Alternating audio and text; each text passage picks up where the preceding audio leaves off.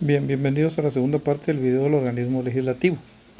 Vamos a continuar a partir de donde nos quedamos y ahora vamos a hablar de las sesiones del organismo legislativo.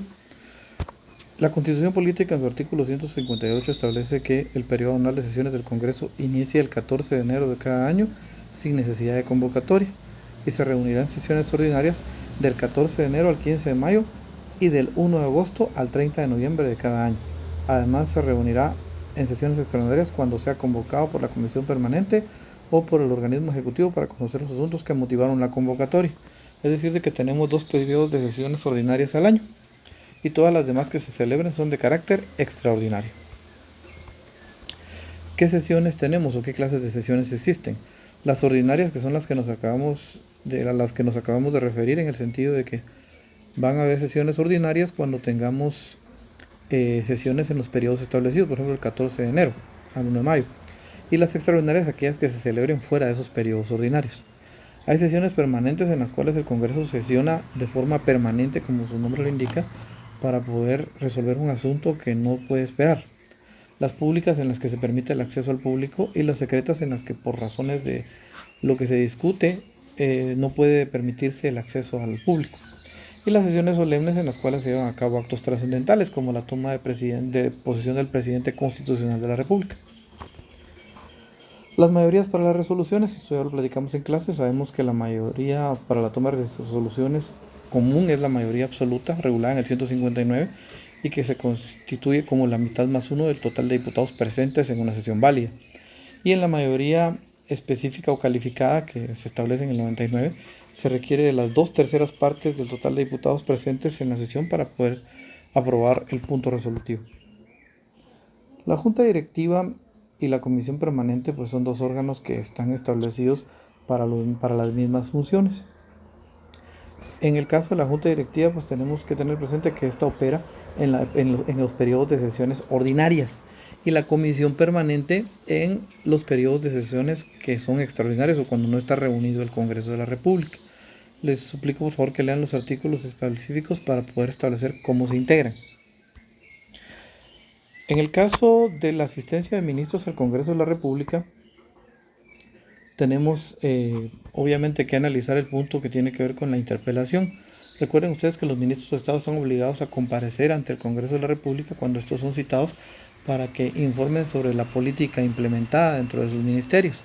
Ellos deben comparecer y se les deben de hacer ver las preguntas por lo menos con 48 horas de anticipación a la sesión, las preguntas básicas que van a resolver, y estos pueden acompañarse de asesores, pero deben responder directamente a las preguntas que les son planteadas por los congresistas. Aparte se da la citación, que es cuando citan a cualquier otra persona, pero en el caso de la interpelación solo se puede citar a los ministros de Estado. Estos deberán responder las preguntas que se les formulen. Obviamente podrán en alguna medida ampliar con alguna cuestión, algún documento o alguna asesoría, pero deben responder ellos. Agotadas las preguntas en las cuales no hay límite, el Congreso de la República deberá determinar si vota por la falta de confianza del ministro.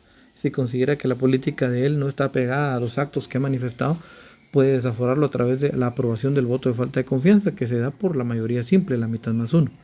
Si esto es así, prácticamente el ministro es declarado en falta de confianza y debe dimitir de su cargo.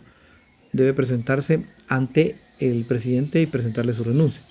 Si el presidente considera que desea apoyarlo porque la política que él ha aplicado es adecuada, puede en algún momento decretar a través de un acuerdo gubernativo el apoyo para el ministro y pide al Congreso que ratifique el voto de falta de confianza. Nuevamente acude el ministro al Congreso de la República y él puede pedir que se decrete se vote nuevamente para ratificar el voto de falta de confianza. Este voto ya se debe ratificar con una mayoría calificada, es decir, con las 2/3 partes de los diputados que se encuentren presentes. Si se aprueba el voto, entonces el diputado queda prácticamente relevado de su cargo y no podrá ejercerlo en el plazo de 6 meses. Aquí tenemos regulado el procedimiento de la interpelación con todos los artículos que establece la ley. Y ahora toca hablar de lo que es el procedimiento consultivo. Este procedimiento se da cuando el Congreso consulta a la Corte de Constitucionalidad sobre alguna cuestión relativa a un proyecto de ley o a un convenio internacional que se le plantea para saber si este es violatorio o no a la Constitución. Existen dos tipos de consultas, la obligatoria y la facultativa. En la obligatoria, obviamente, el Congreso está obligado a hacer la consulta por disposición de la ley. Esto se refiere específicamente cuando la reforma se refiere o el proyecto de ley perdón, se refiere a reformas del orden o de carácter constitucional, por ejemplo. Y también está la consulta facultativa, que es cuando el Congreso tenga alguna duda o considere que algún punto puede ser inconstitucional, lo puede solicitar, pero no es por obligación de la ley. En el proceso de formación de la ley, pues tenemos que tener claro un repaso bastante breve de lo que es en sí. Esto ya fue objeto de análisis en otros cursos. Pero en sí, sabemos que todo proceso inicia con un proyecto de ley. Sabemos que los que tienen iniciativa de ley son los 3 organismos del Estado, la Universidad de San Carlos de Guatemala y el Tribunal Supremo Electoral. Una vez que el proyecto de ley se presenta y debe redactarse en forma de decreto, comparece ante el Congreso de la República y se va a las comisiones de trabajo, a la comisión específica del tema que se refiera el proyecto de ley. Este hace la primera revisión y analiza el decreto. Una vez que el decreto está analizado, pasa al pleno para su discusión. En el pleno para su discusión se genera un proceso específico en el cual puede generarse su discusión de dos formas: ser declarado de urgencia nacional y por consiguiente leerse o discutirse en una sola lectura en una sesión permanente, o puede a través del proceso normal discutirse hasta en 3 sesiones. En ambos casos se discute artículo por artículo hasta quedar aprobado completamente el proceso del proyecto de ley. Una vez que este es aprobado en el Congreso, es enviado al Ejecutivo para su sanción, su promulgación y su publicación.